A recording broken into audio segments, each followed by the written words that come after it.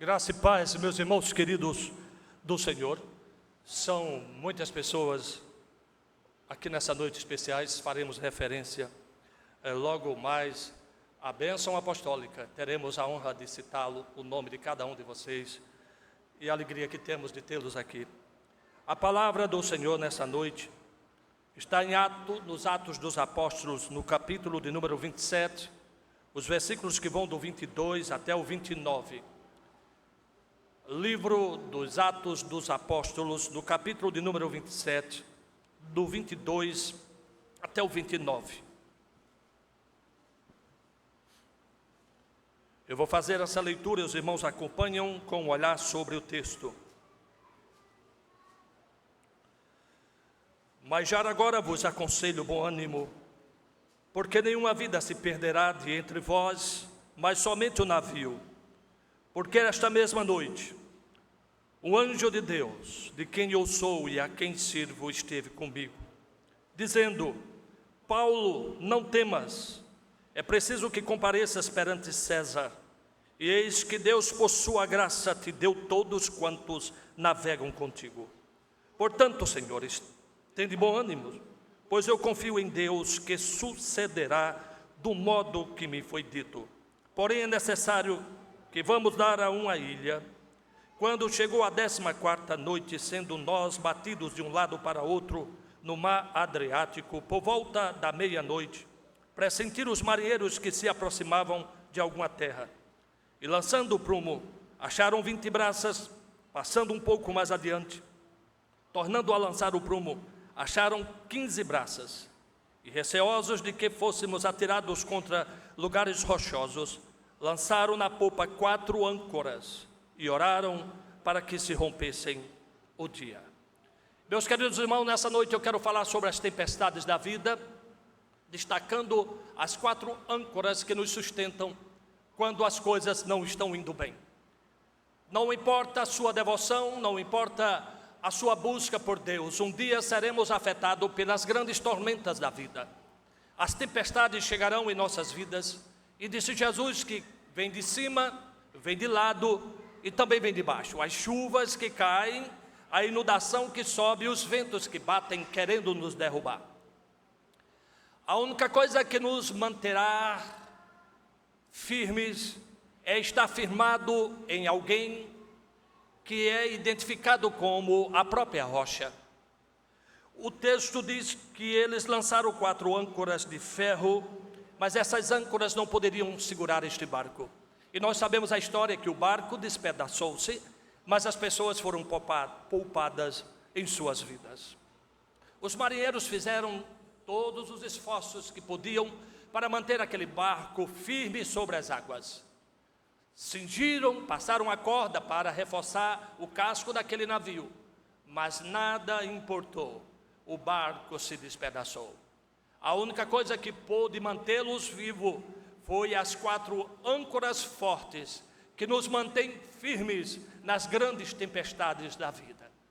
E talvez hoje mesmo você já enfrentou um vento forte, talvez hoje mesmo você passou por uma luta, e elas virão. Ou estamos em uma pré-luta, ou passamos da luta, ou estamos enfrentando ela. Eu quero, meus irmãos, dizer que estes homens de Deus, não apenas Paulo, estava aqui Lucas, o evangelista, que escreveu Atos dos Apóstolos, Aristarco, que era um missionário da igreja, e o velho apóstolo Paulo, que caminhava em direção a Roma para recorrer da sentença de morte. E nessa caminhada, nos mares bravios da vida, enfrentam uma grande tempestade. Distante do cais, era apenas ele e Deus, somente ele e Deus, manifestado no anjo que o visitou à noite, dizendo: vocês não vão morrer. Vai haver prejuízos financeiros, mas vocês vão se manter vivos. Então, meus amados, acompanhem comigo essas âncoras fortes que podem manter você firmes nas grandes tempestades da vida. E a primeira que eu quero destacar, aí do versículo 23, é a âncora da presença de Deus. Porque esta mesma noite, um anjo de Deus, de quem eu sou e a quem sirvo, esteve comigo. A âncora forte da presença de Deus que nos mantém firmes quando as tempestades chegam em nossas vidas. Ele disse: eu estarei convosco todos os dias até a consumação dos séculos. Eu não te deixarei nem te desampararei, diz o Senhor. Que possamos cada um de nós sentir a forte presença de Deus quando a depressão nos alcança, quando os problemas financeiros estão aí sinalizando uma falência econômica em nossas vidas. Que possamos enxergar a maravilhosa presença do Senhor, independente das tempestades. O Senhor estará como essa grande âncora que nos sustenta. E o nosso termômetro da alegria e da felicidade não é mais a conta bancária, mas a presença forte de Deus em nossas vidas. Irmãos, no Evangelho segundo Mateus, no capítulo 28, no versículo 20, diz: ensinando-vos a guardar todas as coisas que vos tenho ordenado. E eis que estou convosco todos os dias, até a consumação dos séculos. Essa âncora nos dá estabilidade nas instabilidades da vida. É preciso estar agarrados, meus irmãos, em algo que é suficientemente forte, que não se quebre, que não se rompa quando as tormentas tentam nos levar. E essa âncora é a presença de Deus em nossas vidas.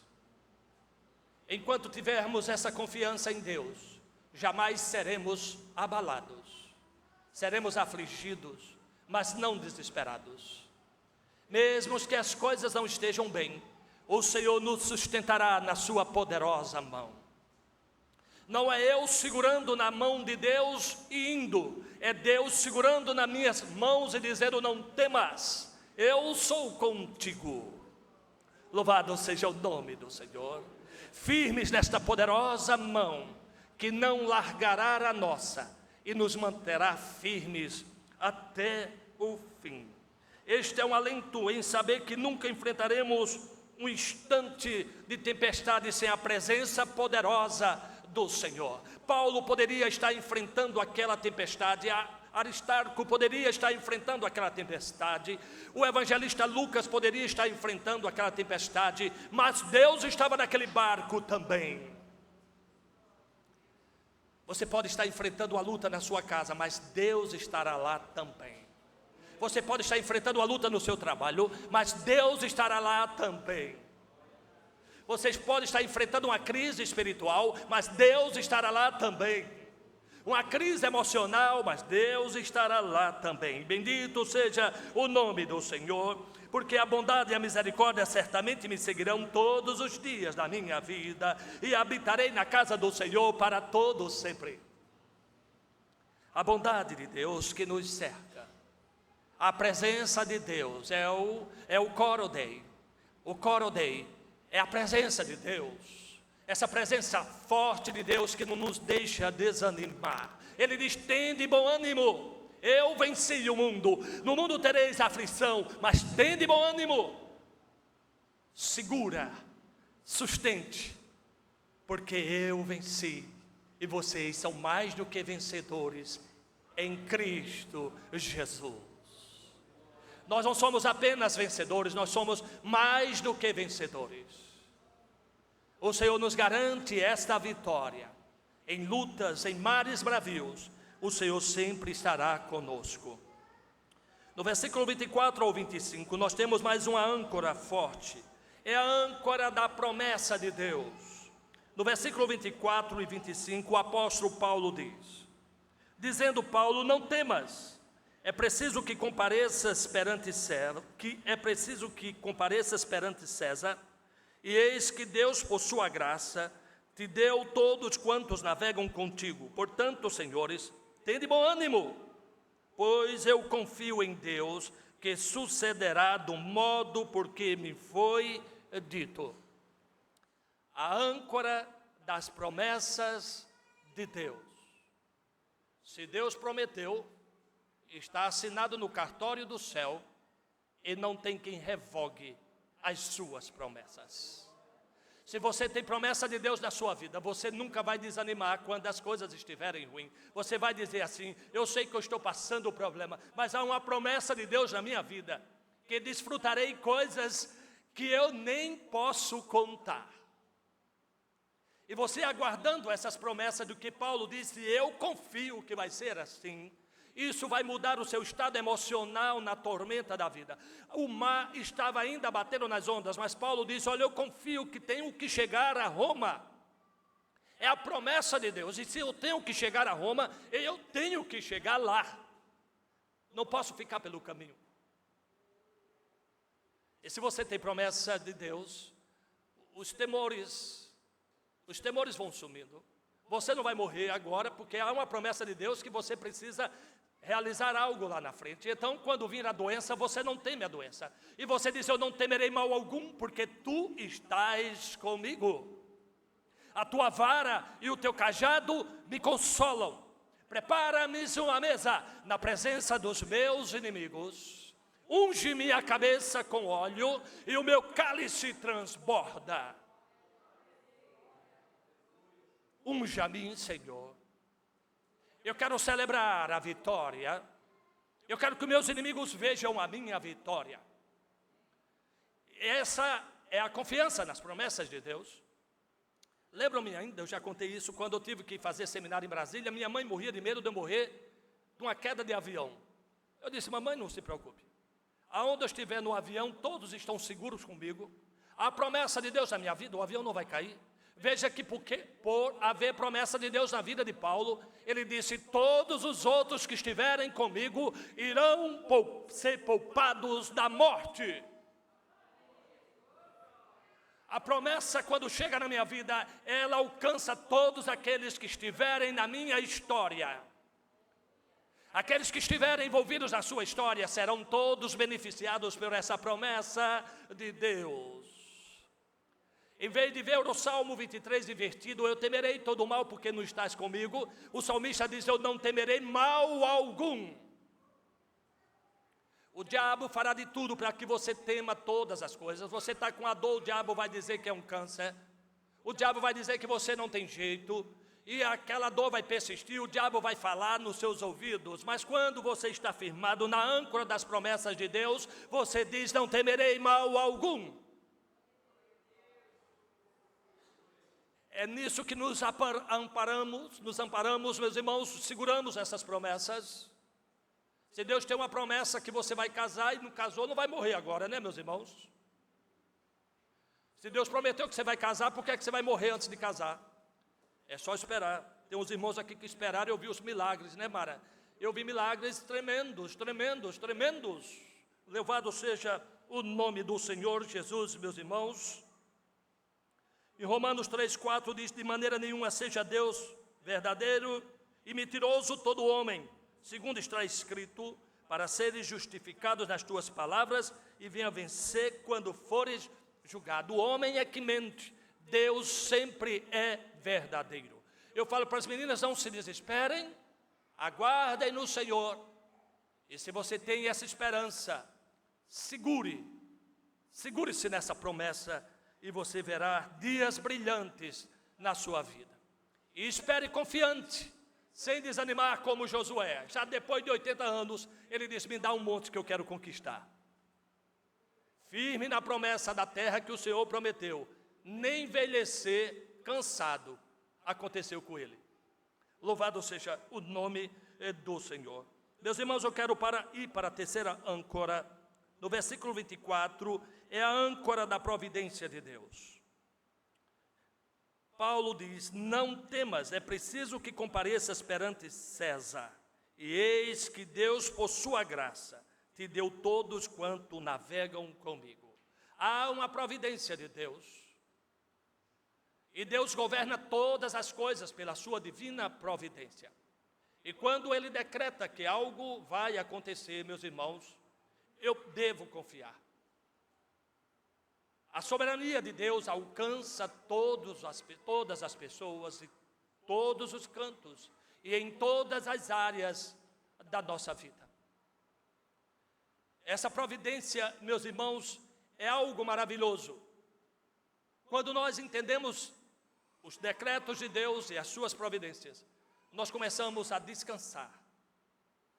O povo de Israel não entraram no repouso, porque não confiaram na providência de Deus. Havia, na providência de Deus, o decreto eterno que o Senhor os tiraria da terra do Egito e o levaria para uma terra que manava leite e mel.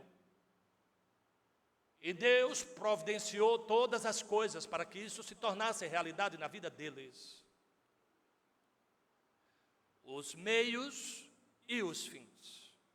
Mas durante a caminhada difícil, eles esqueceram da âncora da providência e começaram a murmurar, murmurando, reclamando da bondade de Deus e desejando vidas escravas do tempo do Egito. Eu preciso confiar na providência de Deus, meus irmãos. E quando eu confio nessa providência, eu agora entro no meu repouso. Aonde você estiver, descanse o seu coração. Você pode não estar na cidade que você gostaria, descanse o seu coração. Confia na providência de Deus. Quando estamos em um lugar, meus irmãos, dentro da providência de Deus, há muito mais do que apenas estar ali. Quando o Senhor nos dar um emprego, é muito mais do que um salário que vamos ganhar.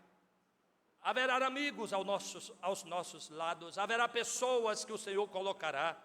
Se você estudar esse texto com tranquilidade, você verá que aquele centurião chamado Júlio, ele começa a tratar Paulo de uma forma muito especial. Já aconteceu com você, de alguém que você nem conhece, de repente essa pessoa começa a lhe tratar de uma forma excepcional e você fica surpreendido? Divina providência de Deus. A divina providência de Deus está agindo em todos os cantos. Imagine José e Maria, eles estavam aflitos. A situação não estava fácil, desde a gravidez. Olha, meus irmãos, se não fosse uma mulher santa no Senhor, Maria seria uma mulher extremamente traumatizada. Primeiro sonhava um casamento perfeito, do modo judaico. E quando tudo estava se preparando, ela aparece grávida. Há toda uma situação constrangedora para ela e para o seu noivo. Quando o menino vai nascer, não tem aonde ela pousar. Depois que o menino nasce, vem a perseguição. Enquanto pessoas tentam honrar aquele nascimento, os magos vindo do Oriente, há Herodes querendo matar a criança. Mas o texto diz que pela divina providência, o anjo então disse para José que tomasse o menino e Maria e fosse para o Egito, porque Herodes queria matar o menino. Mas onde está a providência de Deus? Os presentes. Os magos trouxeram ouro, incenso e mirra. Agora imagine, meus irmãos, com que dinheiro José ia pagar a casa alugada no Egito? De uma hora para outra. Deus mandou. Já tinha o ouro, já tinha o incenso, já tinha a mirra. Meus irmãos, imagina Deus e manda um monte de coisas às suas mãos valiosas e você não entende para quê. É a divina providência. É algo que você está precisando, é algo que Deus está trabalhando na sua vida para que você possa utilizar. E chega na nossa vida, louvado seja o nome do Senhor. Isso é divina providência. Não era apenas um presente, era o aluguel garantido da família sagrada do Senhor, para que Jesus fosse preservado e estivesse em Caicó nessa noite. Ele estivesse aqui conosco, isso é a divina providência de Deus. Por causa daquele ouro, Herodes não pôde matar aquele menino e jamais poderia. E José e Maria pôde tirar umas férias lá no Egito. Louvado seja o nome do Senhor. Eu quero ir para a última âncora, meus irmãos, mas eu quero só citar aqui alguns casos, meus irmãos queridos, de irmãos que foram sustentados pela divina providência. Charles V estava tentando assassinar John Brenz, amigo de Martinho Lutero. Ao saber da trama, Brenz mal teve tempo de agarrar um pão e um pato no palheiro do vizinho. Lá ele se escondeu 14 dias. O pão desapareceu rapidamente, mas o Senhor enviou uma galinha, que pôs um ovo por dia durante 14 dias. Neste interim, Brence foi mantido vivo. No 15º dia, a galinha não veio. A galinha sumiu. Foi como a galinha do irmão Luciano. Sumiu, a galinha sumiu. Ele ficou preocupado, procurou a galinha. Quando achou a galinha estava com ela ninhada de pintos. Louvado seja o nome do Senhor. Na vida do crente, quando algo não der certo, espere. É Deus trabalhando na sua providência. E nesse quinto dia, que ele pensou que não tinha ovo para comer, ele ouviu um barulho lá fora e os gritos dizendo: os cavalarianos finalmente se foram, e ele foi salvo. Agora, se você acha que uma galinha é muito grande na providência de Deus, nós temos o caso na Escócia de Hormet Bruce. Ele estava correndo por sua vida, perseguidores em fuga, e ele se ajoelhou em uma pequena caverna, e uma aranha imediatamente apareceu e girou em uma teia na cobertura. Os perseguidores foram correndo atrás, e um tentou entrar na caverna, o outro disse: se tem a teia de aranha é porque ele não entrou. Mas ele estava lá dentro, e foi salvo por causa de uma aranha, através da divina providência. Nunca despreze uma teia de aranha, nunca despreze um cântico de um pássaro, nunca despreze nada na criação de Deus, porque tudo coopera para o bem dos que amam a Deus e são chamados para o seu propósito.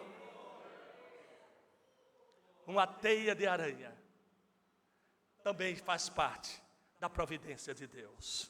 Então, meus amados irmãos, para finalizar, eu termino com essa âncora da atuação de Deus. E ele diz assim: pois eu confio em Deus, que sucederá do modo que me foi dito. E essa atuação de Deus foi exatamente assim. O barco parou, mesmo despedaçado, eles desceram, foram para a ilha, e ali foram acolhidos, reuniram-se, houve aquela cobra que vai picar aquele homem, vai morder. Paulo ora, ele é curado, e Deus cumpriu inteiramente a sua palavra, através de ações definitivas e objetivas que mantiveram eles vivos, e assim fará com cada um de nós. Talvez você já tenha experimentado muitas vezes a divina providência de Deus, algumas vezes nem percebeu, mas isso não significa que Deus não estava agindo na sua divina providência, para que tudo estivesse exatamente como deveria ser, meus irmãos. Eu quero terminar com um testemunho pessoal rápido. Quando me dirigi a Recife há muitos anos, há uns 30 anos, para ir a Recife, depois do grave acidente que eu sofri, saímos aqui no domingo, quando passávamos perto de Parelhas, o pneu estourou.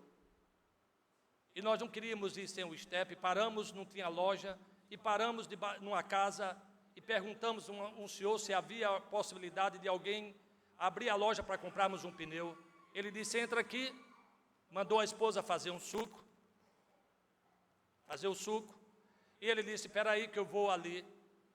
Meus irmãos, ele tirou o pneu do carro dele e disse: é igual ao seu, pode levar. E quando voltarem, você devolve aqui. A coisa mais incrível do mundo, meus irmãos, é que eu estava ali no deguste do nosso irmão Damião. Cadê o Damião? Já dá o desconto no próximo almoço lá, que eu estou citando aqui. Meus irmãos, eu estava lá para pagar. De repente estava uma pessoa com a filha. Ele disse: você não me conhece? Eu disse: eu não estou lembrado.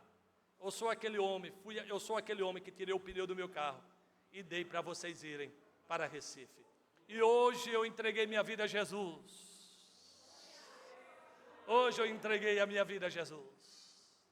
Meus irmãos, a divina providência nos cerca de todos os lados para compensar as tempestades que por todos os lados nos tentam derrotar. Que Deus aplique essa palavra ao seu coração. E agora cantaremos uma canção: nos mares, seguindo aos mares, só eu e Deus. Só eu e Deus.